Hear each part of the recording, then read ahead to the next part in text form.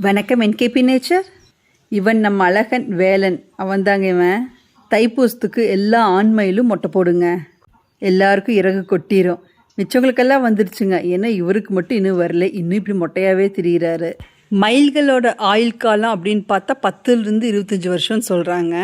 எந்த ஒரு பெரிய நோய்கள் வராமல், வேட்டை விலங்குகளிடம் சிக்காமல், மனிதர்களோட அச்சுறுத்தலில் சாகாமல் இருந்துச்சுன்னா 10லிருந்து 25 வருஷம் வரைக்கும் நல்லா இருக்குங்களாமா.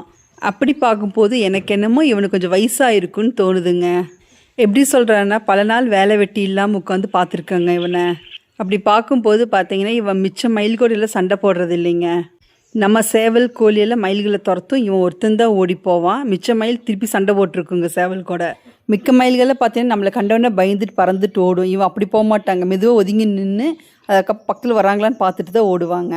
இந்த மாதிரி நிறைய ஆராய்ச்சி பண்ணியிருக்கேங்க. இதுக்கெல்லாம் டாக்டர் பட்டமே கொடுக்கலாம், ஆனால் யார் கொடுப்பாங்க நமக்கு? 3 மைல் தினம் 2 நேரம் வீட்டுக்கிட்ட வந்துட்டு இருந்துச்சுங்க. இந்த ஓரியோ வந்தக்கப்புறம் இவன் ஒருத்தன் தான் இப்போ வரான். எல்லாத்தையும் பிடிச்சி துரத்தி விட்டுறாவ.